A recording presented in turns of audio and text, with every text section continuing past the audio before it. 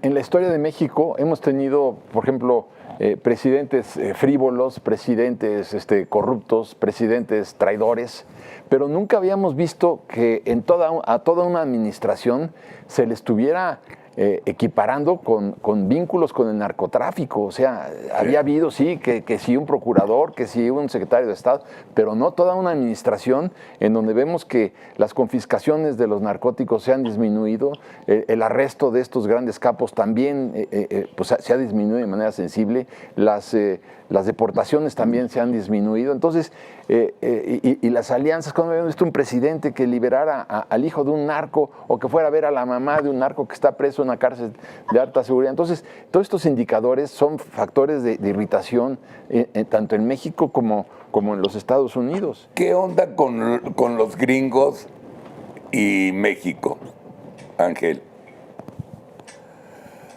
Muy sencillamente, que el problema o los problemas que estamos teniendo en México, no se pueden mantener solamente en México. Tenemos además más de 3,000 kilómetros de frontera con los Estados Unidos. Tenemos el comercio exterior más activo, más dinámico, y tenemos millones y millones de cruces diarios de nuestra frontera en el norte.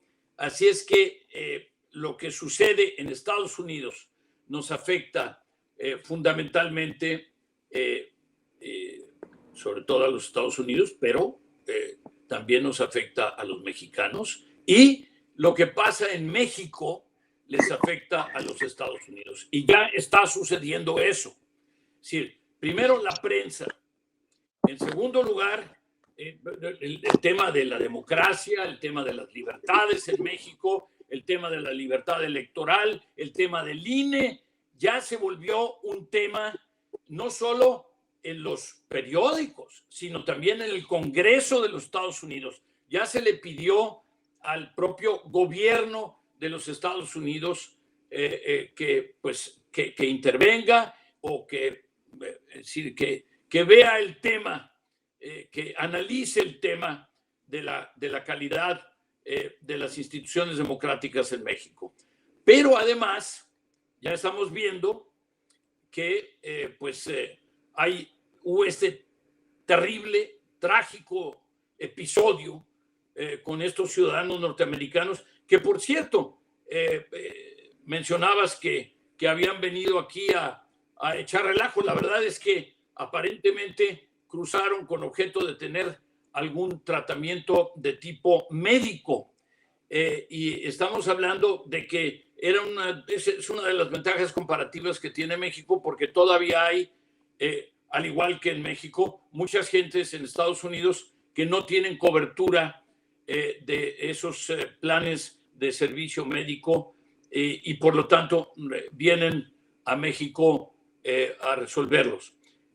Pero el hecho es que dos de ellos resultaron muertos, uno muy lastimado, herido, y un sobreviviente. Terrible episodio, lo cual va a hacer lamentablemente que el gobierno de los Estados Unidos, que el Congreso de los Estados Unidos, que los medios de los Estados Unidos se concentren en las partes más negativas, más difíciles, más complicadas de la vida hoy en México, que tiene que ver con el imperio del crimen en muchas de las zonas de nuestro país y sobre todo en algunos de los estados fronterizos.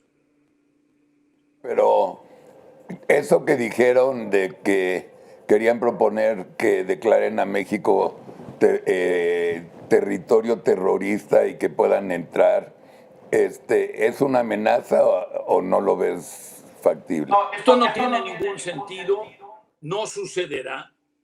Y por otro lado, es una propuesta de un senador, en fin, no va a progresar.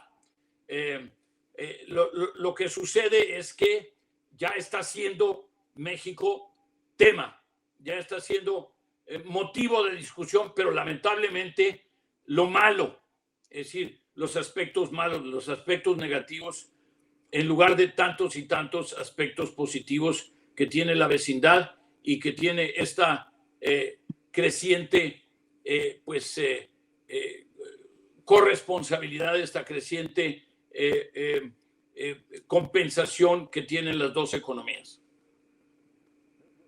Diría que en la historia de México hemos tenido, por ejemplo, presidentes frívolos, presidentes corruptos, presidentes traidores, pero nunca habíamos visto que a toda una administración se le estuviera equiparando con vínculos con el narcotráfico. O sea, había habido, sí, que sí un procurador, que sí un secretario de Estado, pero no toda una administración en donde vemos que las confiscaciones de los narcóticos se han disminuido, el arresto de estos grandes capos también pues se ha disminuido de manera sensible, las deportaciones también se han disminuido. Entonces, y las alianzas, cuando habíamos visto un presidente que liberara al hijo de un narco o que fuera a ver a la mamá de un narco que está preso en una cárcel de alta seguridad. Entonces, todos estos indicadores son factores de irritación tanto en México como en los Estados Unidos.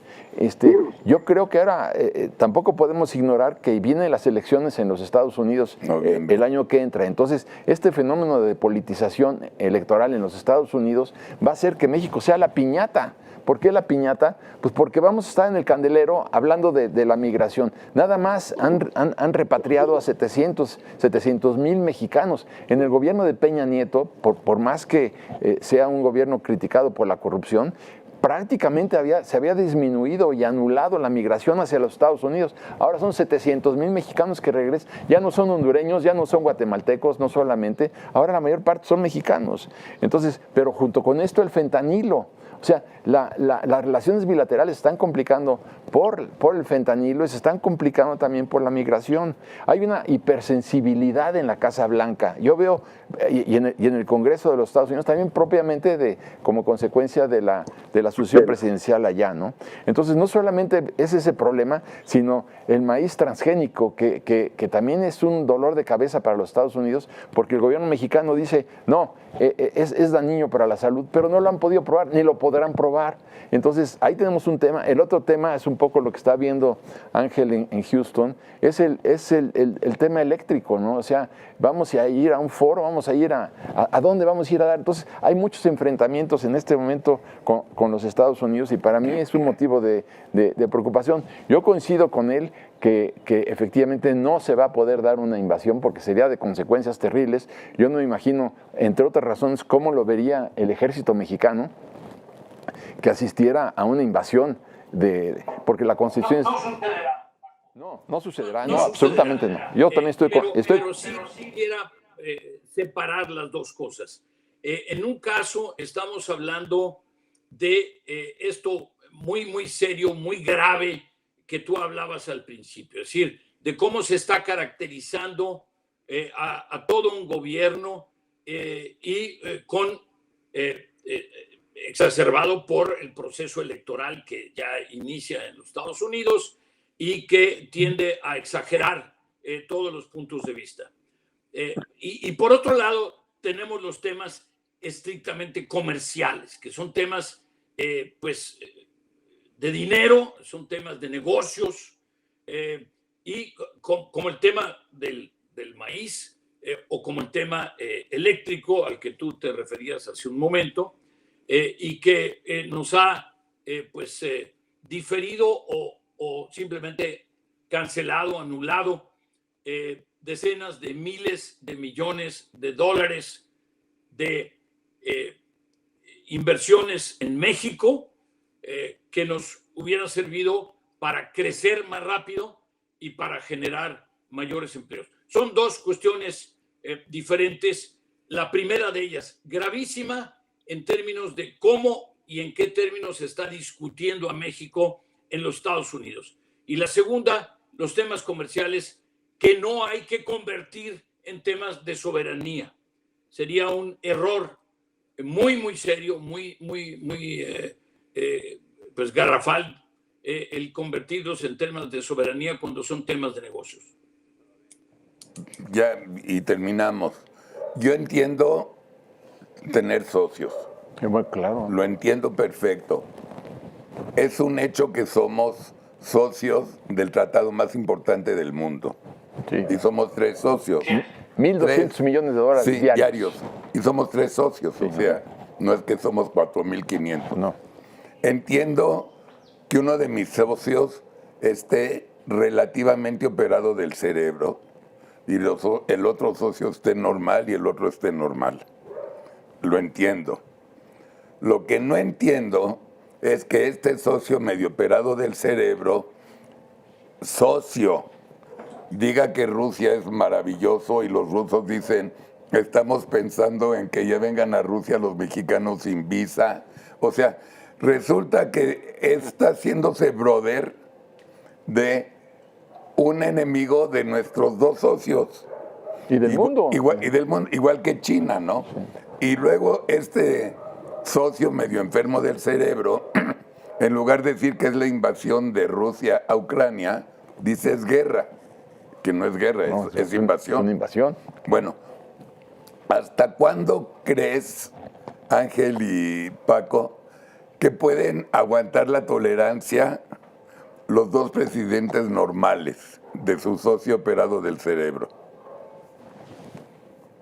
Mira, el problema de lo que estamos hablando aquí es de la política exterior de México, que como tantas otras cosas, como tantas otras políticas públicas en México, pues están muy concentradas en la propia figura del presidente, en lo individual. Es decir, se ha perdido en gran medida la institucionalidad y el hecho y la especialidad en donde cada uno de los ministros le recomendaba al presidente la mejor forma de actuar, ya sea en materia de infraestructura o de salud o de educación o de política exterior, en este caso particular de política comercial, etc.